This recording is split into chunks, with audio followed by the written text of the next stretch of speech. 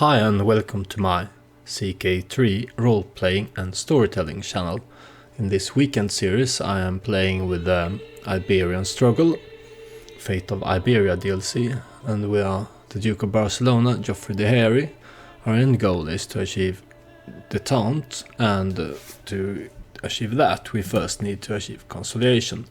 And I've been struggling a lot with this since I am role-playing, so I won't go and do stuff that is not in his character.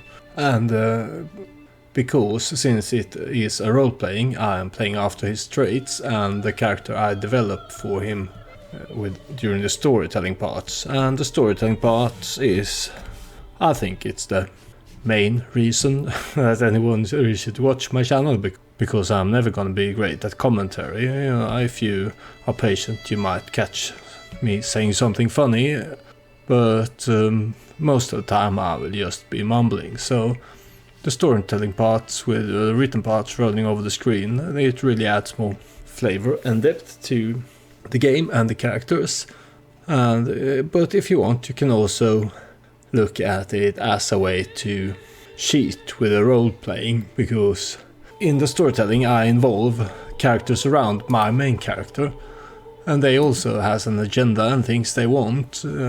It's a way to drive the game, and sometimes it can be justification to work around what my character would do. So for instance, my character, since he wants conciliation and all the people, Muslim and Christians and different culture in Iberia, to get along and live in peace, he's not about declaring wars eternally. He declared a war for the duchy and then for independence from the French, because that was his right and that was what was stolen from his family. But then he thinks that, well, I'm the Duke of Barcelona, these are my lands, all other people here. It is best if everyone lives and believes and thrives in the way they find best for them, and everyone is getting along and leaving each other alone. So one thing that I think would be an effective way to catch up, because we are hostilities about to win. I don't know how much longer we have to catch up and get ahead and reach to 1,000 with conciliation. It's likely that we will fail. So the only option left for us really to do this is to try and release involved rulers from prison without any request. And I've been trying to get involved rulers by renting my army out to participants in all the different conflicts around here. And I think at one time we caught someone and then I released him, and it progressed conciliation.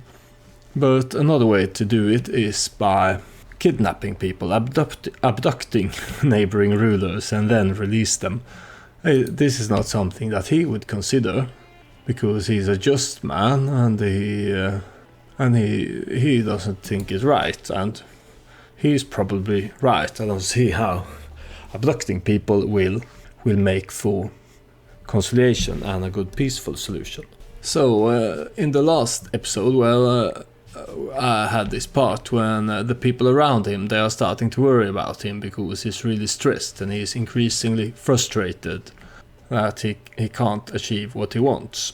So the people around him, they are starting to worry and they are trying to figure out what can we do to help. And one important person there is his brother and spy master. If you watched the last episode, you are free to accuse me of save scumming, because I ended that episode in February 898, and now it's January 898, and in February my spy master, brother and best friend here, had died. And then I ended the episode, and then I thought, you'll record another one.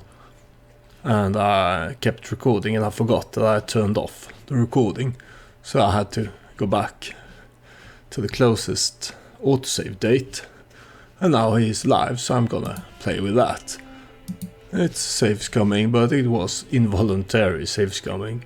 I hope you can forgive me for this, but my brother and spymaster, he's thinking that, well, Duke Geofré here, he's been traveling around, going to dances, making friends, trying to convince people with diplomacy that can't we all just get along? But as you can see, he has had little success. So what my spymaster is thinking, and I think he's in this, there are more people who cares about the Duke here. For instance, his intelligent, astute, intellectual firstborn daughter, Elivra. She is also his court tutor, and as is known, the Arabs here in southern Spain, they brought with them a large treasure of literature and philosophy from the Greeks and the Romans that was lost to most part lost for the Christian parts of Europe, and they brought this with them, and it was translated from Greek and Latin to the vulgar languages. And my daughter and court tutor, she has been collecting some of this stuff, and maybe amongst this she's found some of the ancient Greek sagas. And what do people do there? Quite a lot. Well, they kidnap each other. Gods kidnap mortals, and mortals kidnap each other, and so forth. Mostly in these stories it doesn't end well, and maybe it won't for us either, but she's gotten ideas, and she has been discussing them with a spymaster here, and with his son as well. And they are thinking that, well, maybe if a friendly approach won't get these people to live peacefully and get along, then maybe we should use more convincing methods to get them to see the benefits of conciliation for Iberia. So we're gonna go and try and kidnap them and bring them to our castle. Well, probably not to Barcelona, because the Duke, they will do this behind his back. Or mostly anyway. Well, they will maybe bring them to my brother, the spymaster's mountainous holding here, and there they will keep them in a cell, and they will convince them that you should stop all this warring and all the hostile things you're doing. Be a nice person, try to consolidate, and then we will release them and get this boost. So that's how I will justify to myself and simulate reasoning for why I will get this 25 progress boost. It's worth a try anyway. It's maybe far-fetched, but I've made it thus in the story, so we will play with this. So who should we kidnap? Let's try and start with King Fruela here. He is a sadistic, paranoid and chaste man. He doesn't look like the nicest person to be around, really, so we will try to abduct him and ask him nicely to change his ways. There we go. My character got stressed for this. There's no way to simulate that he is unaware of this. So maybe they are doing this behind his back. They are not telling him about it. But he's not a stupid man. He's a learned guy. And even though he is stressed, he can feel that they are up to something. He doesn't really know what they are up to, and maybe he doesn't really want to know. But still, it gives him stress, because he knows whatever it is, it's not something that I would get behind. So let's have our spymaster support this scheme. He's a great spymaster, so that should help. Abduct. I've only got a 5% success chance, so it's highly likely that this will end in disaster for us. But what can we do but try? I figure if I don't do this, hostility will win for sure. Yeah, I've also arranged some tutelages with the children's. Abduct, itching for a distraction. Here's a courtier of King Ferrilla, and here's King Ferrilla himself. The man in charge of cleaning the clothes of King Ferilla's guards is brought to me. No one will notice him tampering with their clothes, and if something distracting for the guards could be planted. What would you have of me, my lord? So we'll have to figure that all the conversations here are actually not with the Duke, but with Count Miron here. He is my character's brother, spymaster, vassal, and best friend. So he really trusts him. They are very different characters and have a very different personality, but they are still best friends, and he will do whatever he can to help his brother, even when it's something that his brother wouldn't consider doing. So I can pay 50 to progress the scheme, or cut hole in his clothes so that he will lose prestige. Well, I would like to progress the scheme, but I'm really short on gold, and last weekend I was in the red numbers, so maybe we'll just have it so that he loses prestige here. Maybe that will make holes in his clothes will make people around him think less of him, and that way they might be inclined to join this scheme here. And my character here is overwhelmed by stress. I can't do it. I just can't do this. I can't be Duke one moment longer. How does anyone ever manage this seething mass of stress? No matter how patiently I listen to problem after problem, I simply never seem to have good enough solutions. It is clear that I will never be good enough to rule. Something has to give. So he has reached a critical stress level. He can be reclusive. Don't look at me, he will say. And this will make him become scopophobic. This character detests being looked at. Or we can say, what if the treasury belonged to everyone? It will... he will empty his coffers and give it out to the people around him. Or he can abdicate and leave things to his son. Well, since he is so stressed, he has really failed in his missions.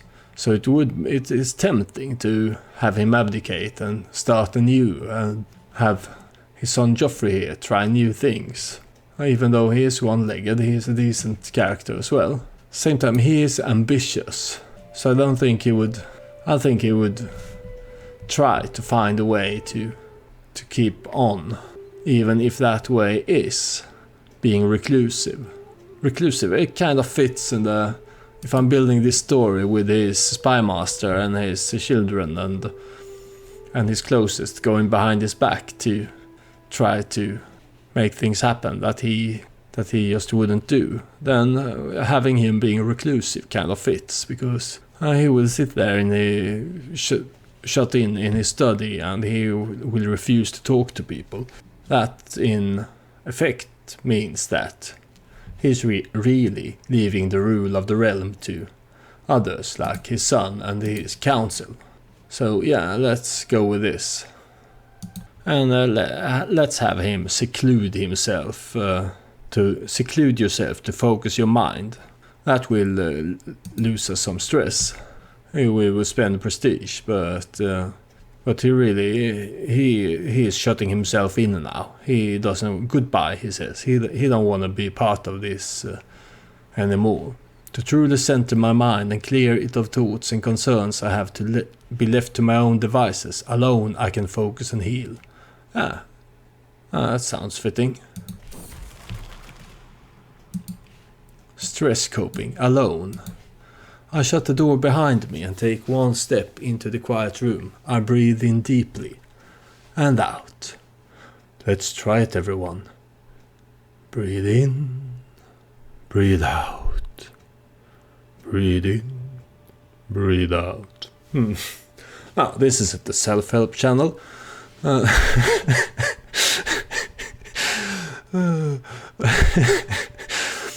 shut the door behind me and take one step into the quiet room. I breathe in deeply and out. I have given the servants order to not let anyone disturb me, no matter what happens, and as my shoulders relax, I know that this is exactly what I needed. I am truly at peace. And he spends prestige and he loses stress. That's good for you. Oh, but now this happened. That's only fair. My brother here, he died from his wounds, and it was the same date as it happened when I was playing without recording.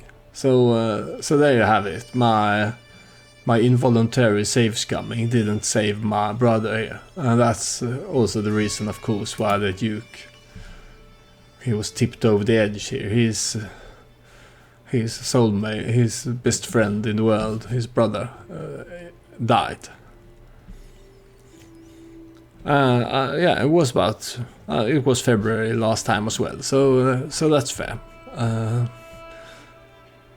Otherwise, I would have been a dirty safe scummer. We don't want to have that, but that means I need a new spy master. Who should this be? Best one at the job is this courtier, Hippolyta. But why would he make a courtier that just arrived here to marry Gunnar here? Gunnar is on the council, so I could make an argument for that. But no, I think even though Count Miro here, the son of a recently dead brother, Count Miron, he's not nearly as good a spy master as his father was, but I don't really have characters that are much better apart from Hippolyta. And he's an important vassal, and it would be a reasonable thing to do to let him fill his father's position. So let's assign Count Miro as spy master. This will decrease the chances of succeeding in this scheme, I think, significantly, because my brother's high intrigue skill would have helped this scheme. And what happened to my brother's lands? Count Miro here, his eldest son, is now Count of Pallas and Rosello, and his younger son, Count Berenguer, is Count of Sardania here. So my brother's branch of the family has split up into two. It's alright. And here's a ransom. Someone is wanting to pay 10 for Bernard Guillaume. He's not a ruler, so I wouldn't get this boost of 25 for releasing him without being asked to do so, so I will just take the 10 gold. And since we lost our best friend here, we can have another best friend. And I made so many friends, I've lost count of them. I think I befriended everyone I can befriend here, but the game only has room for 4 of them here, so I suppose these are the ones that I count as my best friends. There's Count Jakub, Sultan Abdelrahman of Al-Sark, Countess Belay, and this my most recent friend, if I remember correctly, Count Tajan of Mallorca here. And I mean, since he is reclusive, it's really not fitting for him to make friends. I wouldn't have done this in a normal playthrough, but since I am desperate for this conciliation thing, I think this will, become either best friends or soulmates with an involved ruler. 10 progress. So it's progress, and I have to, even though he's reclusive, I guess that he's lost his best friend, and maybe he will try to seek comfort in trying to replicate this that he has lost. Even though that he should know that it's not going to be possible to replicate something like a lifelong friendship with your brother, with someone you just met who is a ruler, a neighboring ruler. They might like each other, and they do, and I'm sure they have a lot in common, but let's have it so that he's starting to corresponding more and more with this Count Tajan here. And he's pouring his heart out, he's writing to him about all of his troubles, and this man, he replies in kind. And they start to develop a friendship, letter-wise. They are pen pals. Best pen pals.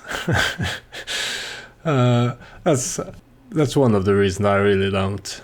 I enjoy much more a free play style where I just let the game take me where it wants to take me, like the one I'm having in my Norse Viking playthrough with the House Co-op on weekdays. That's a place that I enjoy much more than this, where I have a specific goal in mind, specific long-term goal.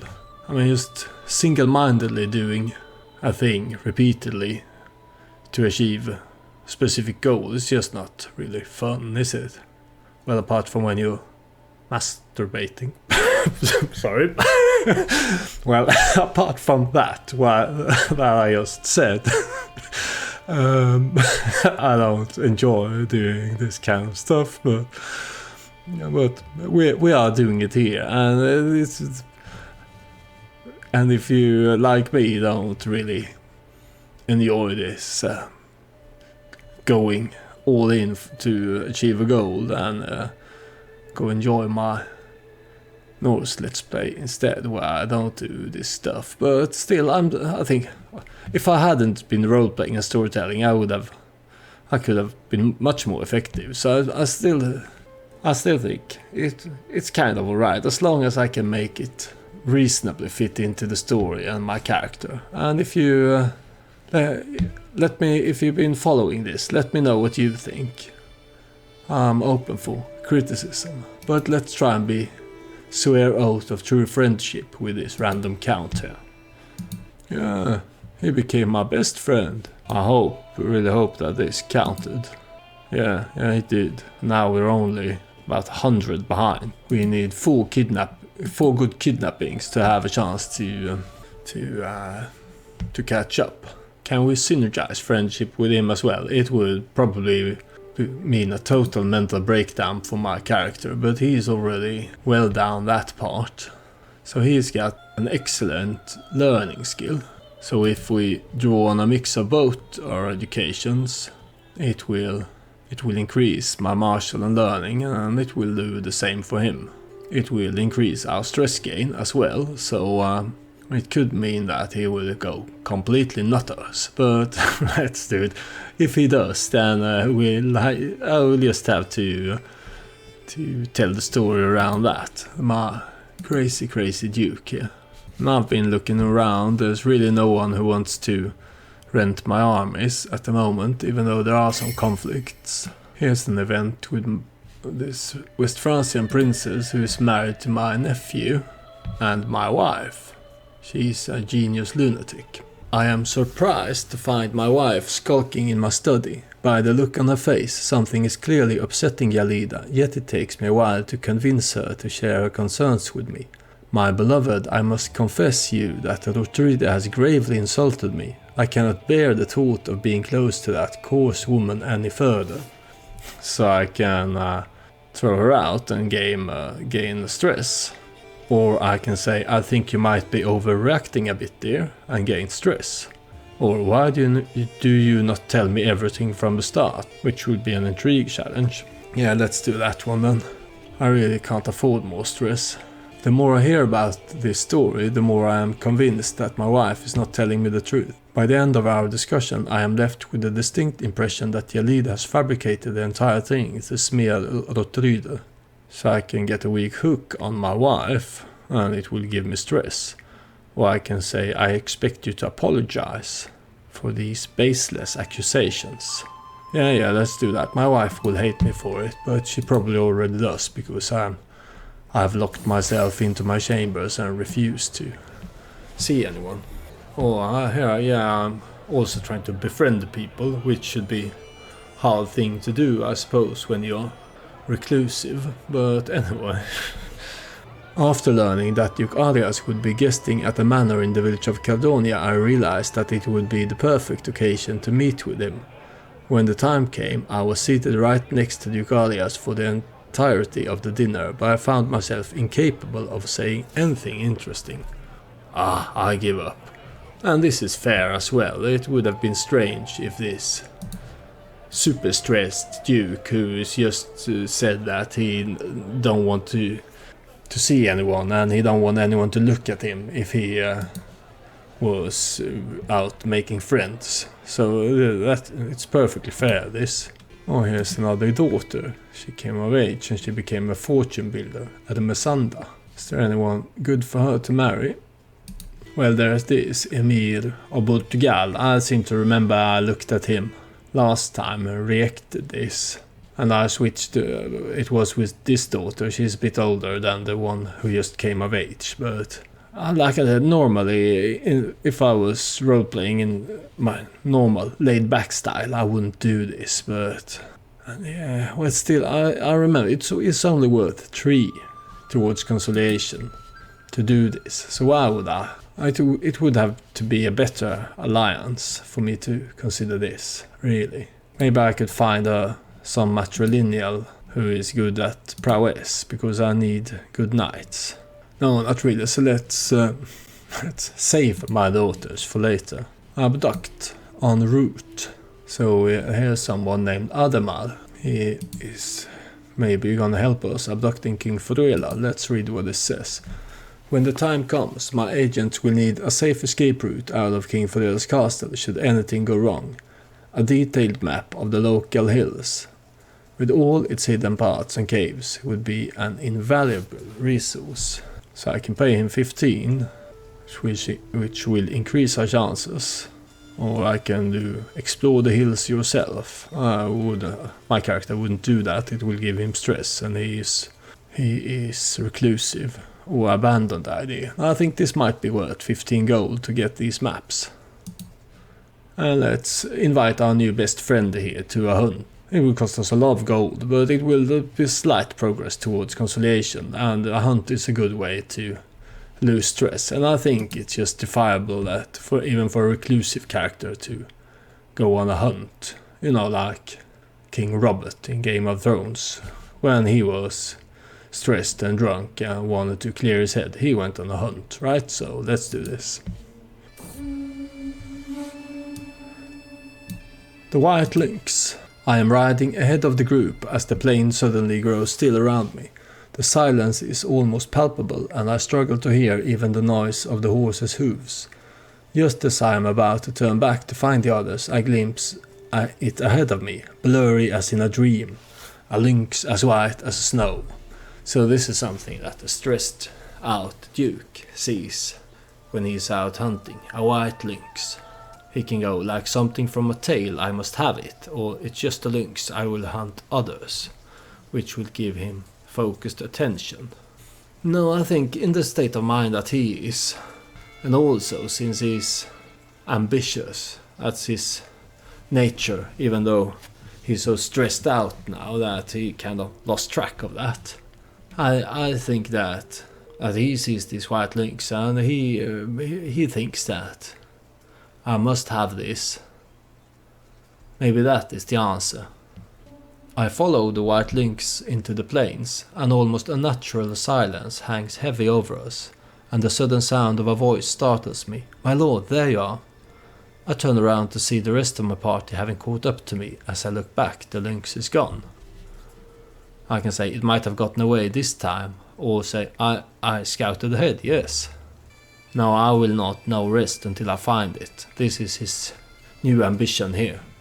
He feels that he has failed with his ambition to reach conciliation. So this is what he wants now. He wants to find this white lynx. And we return home and somewhat reinvigorated. He's found something to distract his troubled mind with. And it was good to be out, riding and hunting. Letter on the back. Here I am, and this is also involving Puel de Toulouse of House de Toulouse.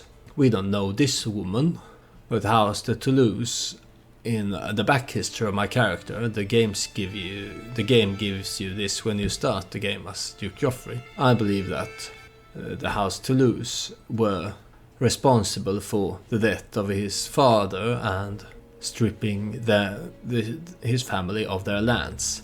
So he will not have a high opinion of someone from this house, even though this woman probably had nothing to do with it. And it also involves Major He is one of my vassals.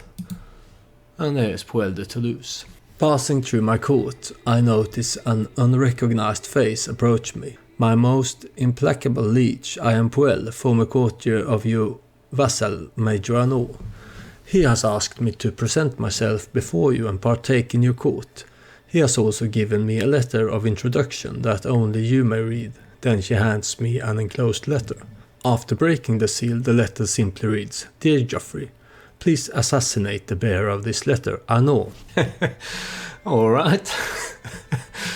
So we don't really like Major Arnaud either.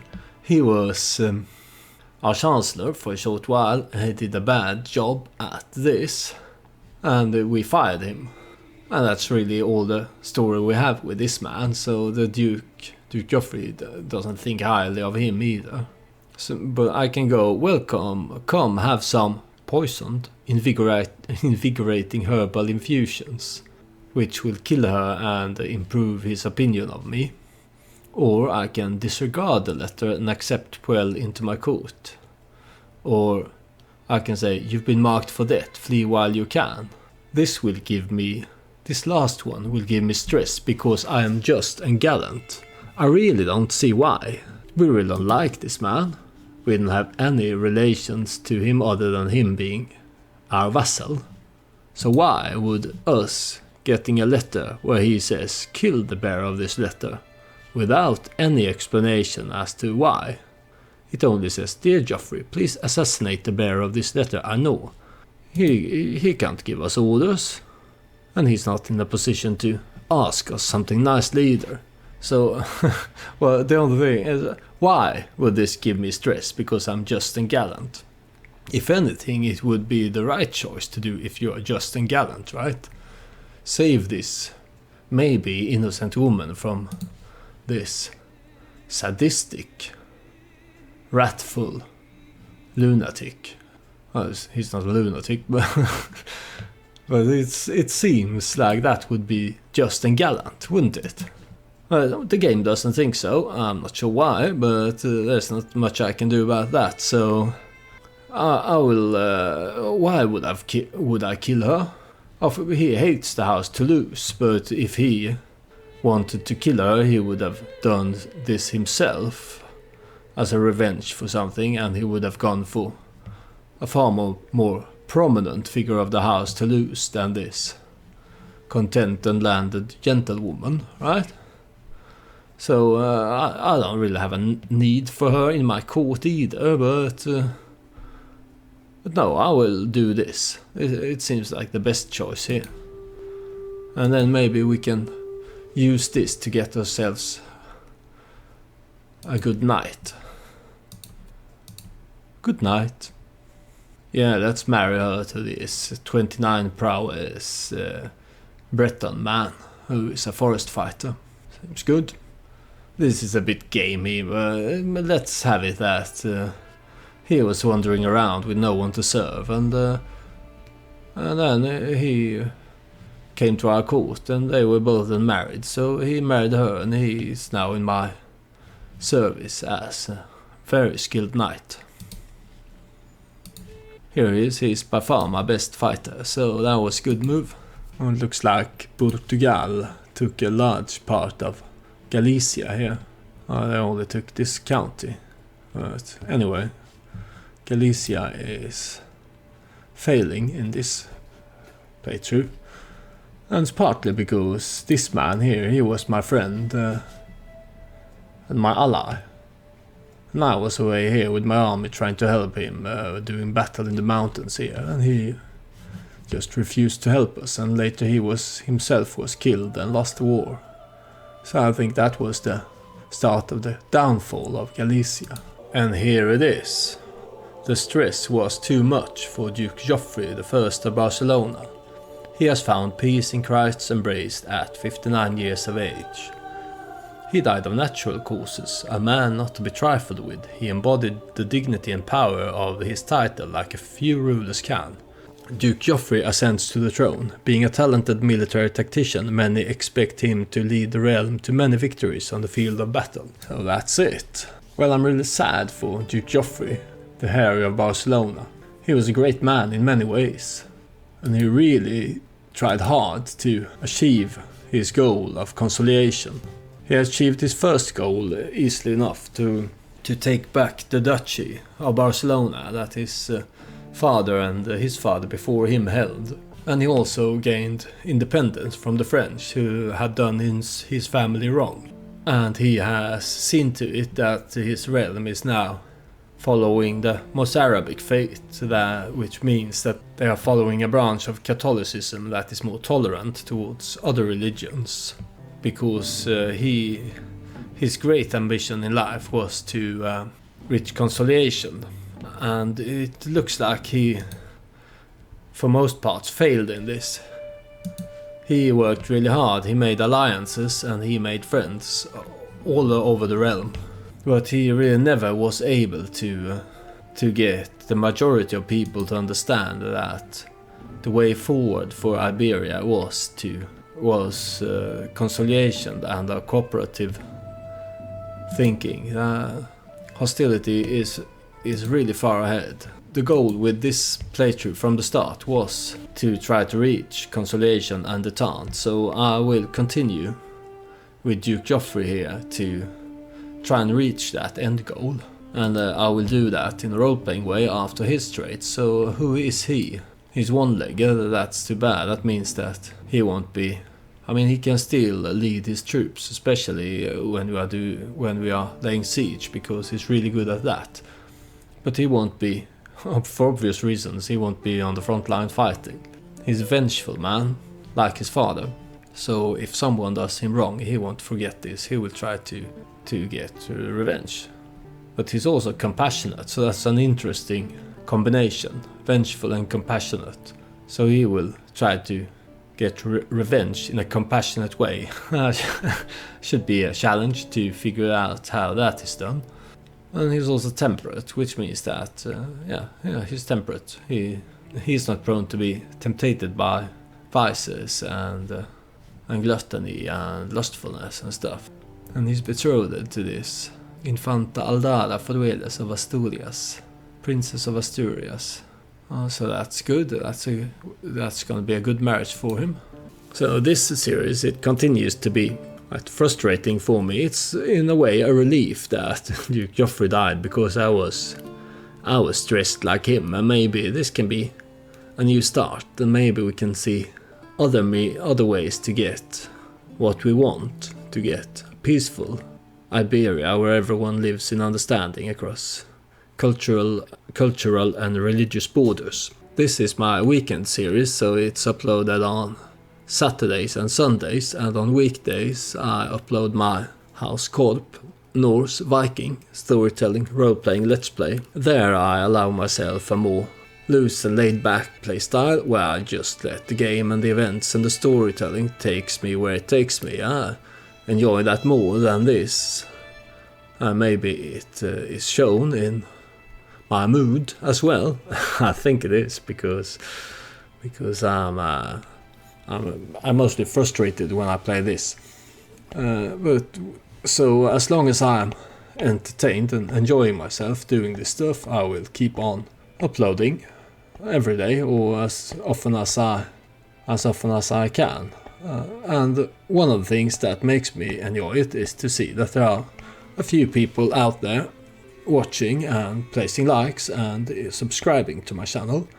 So if you are one of those who has already done this, thank you. And if you're watching and enjoying and haven't yet subscribed, so please consider doing that, because seeing my small number of subscribers grow with 2 or 3 every week is an encouragement for me to keep on doing this. It's like, 3 more people out there thinking that my stuff is worth watching. I will do another episode. So that's how it is. And with that, I think it's time to end this episode. This should be Saturday's one, and tomorrow is Sunday, so same time tomorrow there's the continuation. Hope I will see you then. Thank you for today, and goodbye.